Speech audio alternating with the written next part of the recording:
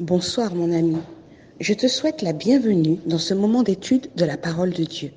Je t'invite à recevoir cette parole en toute humilité, avec un cœur ouvert et disposé à se laisser instruire par Dieu lui-même. Prions pour que le Seigneur nous accorde le privilège de reconnaître sa voix. Parlons par qui parle à notre âme. Seigneur éternel, alors que nous sommes inclinés devant toi, nous te remercions pour cette journée. Nous te remercions pour la vie que tu nous donnes et les occasions de venir à toi, de te donner nos cœurs, d'être instruits par toi.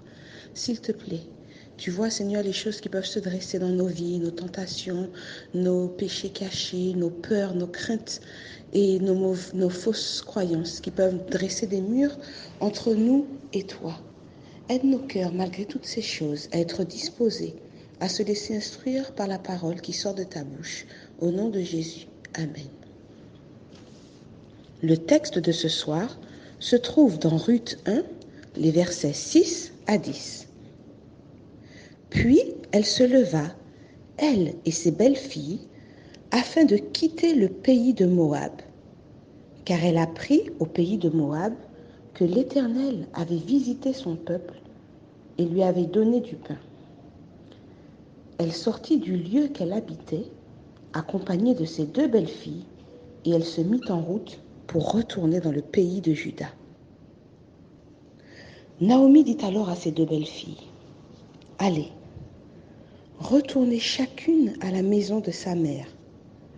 Que l'Éternel use de bonté envers vous, comme vous avez fait envers ceux qui sont morts et envers moi. Que l'Éternel vous fasse trouver à chacune du repos dans la maison d'un mari. » Et elle les baisa. Elles élevèrent la voix et pleurèrent, et elles lui dirent, « Non, nous irons avec toi vers ton peuple. » Hier, nous avons fait la connaissance d'une nouvelle famille, toujours à l'époque des juges. Cette famille qui est partie se réfugier au pays de Moab pour fuir la famine en Canaan. Malheureusement, le père Elimelech et ses deux fils sont décédés dans ce pays et Naomi, l'épouse, est alors restée veuve, chargée de ses deux belles-filles, privées elles aussi de leur mari, et donc toutes les trois dans le plus grand dénuement. C'est alors que Naomi entend une nouvelle de son pays, selon laquelle Dieu a enfin visité Israël, son peuple, et lui a envoyé la pluie. Les récoltes seront abondantes. À l'ouïe de cette nouvelle, que fait Naomi? Elle se lève. Elle se lève. Elle se lève comme le fils prodigue qui décide de retourner à la maison de son père après être rentré en lui-même.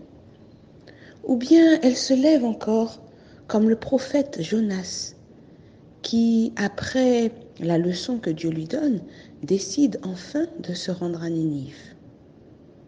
Elle se lève comme Joseph, qui, divinement averti dans un songe, s'échappe avec sa femme Marie et le nouveau-né Jésus, loin d'Hérode, en Égypte. Le mouvement de se lever implique souvent dans la Bible, comme nous l'avons vu dans les situations ci-dessus, comme nous l'avons vu les jours précédents lors de l'histoire de Samson, cela implique un changement d'état d'esprit, un renouveau spirituel, une prise de décision. Ce mouvement ascendant implique un engagement de la part de la personne qui se lève. Quelque chose vient de se passer dans la vie de Naomi, un appel auquel elle répond.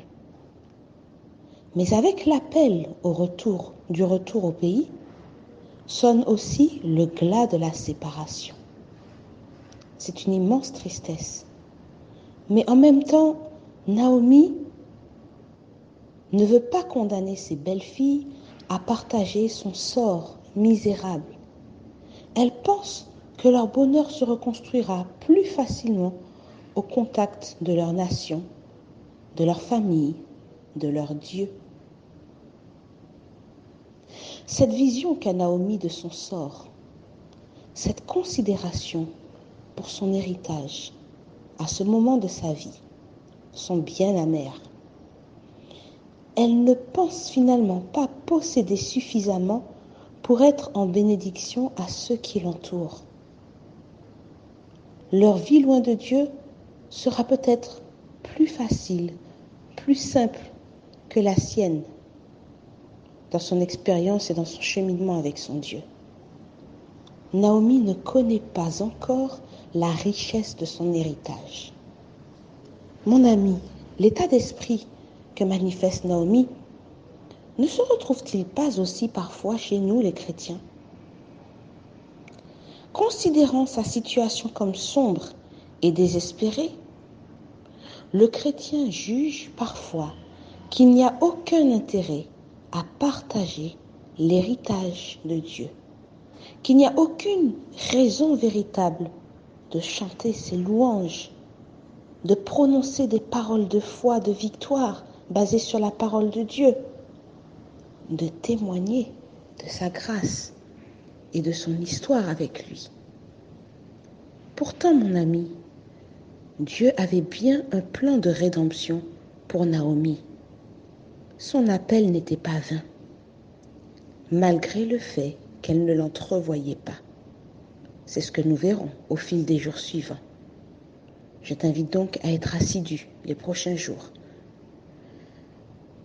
Mon ami, je t'invite à tourner avec foi les regards vers Dieu, en attendant un signe de son secours, quelles que soient les circonstances que tu traverses actuellement.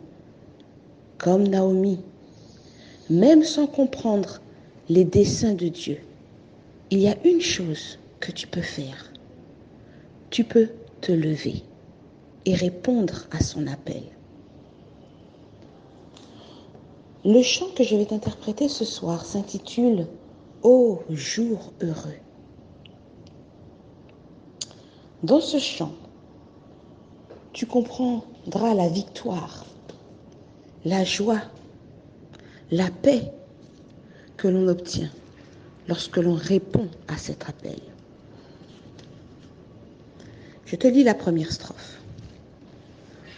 Ô jour heureux, jour de bonheur, lumière, paix, joie ineffable. Au Fils de Dieu, saint adorable, à Jésus j'ai donné mon cœur. Quel beau jour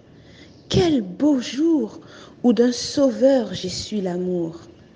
Oui, dans ma nouvelle patrie, Jésus m'attend et pour moi prie.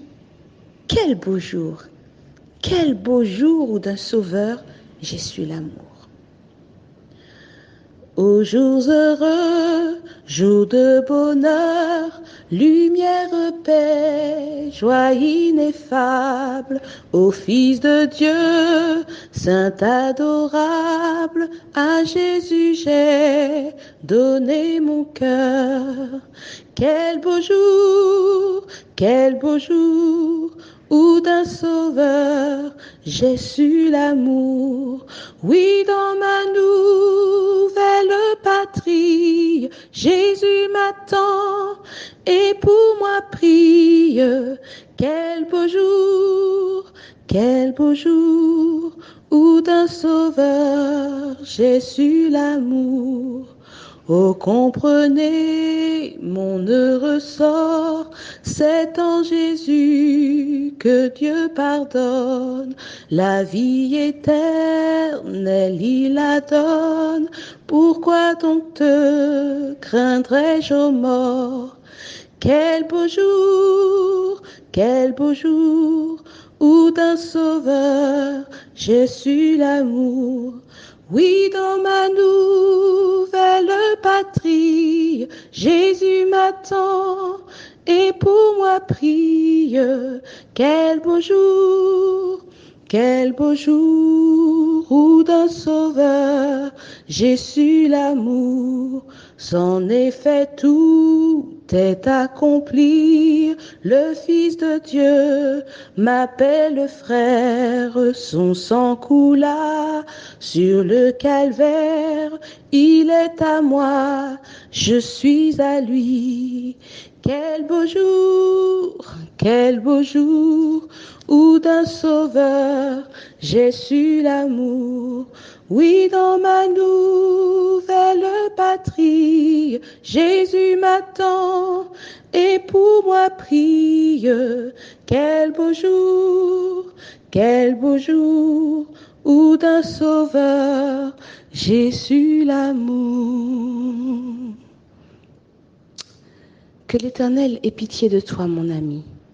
Attache-toi à lever les yeux vers lui en tout temps et à attendre un signe de son secours, parce que le secours vient de l'Éternel qui a fait les cieux et la terre. Bonne soirée, mon ami.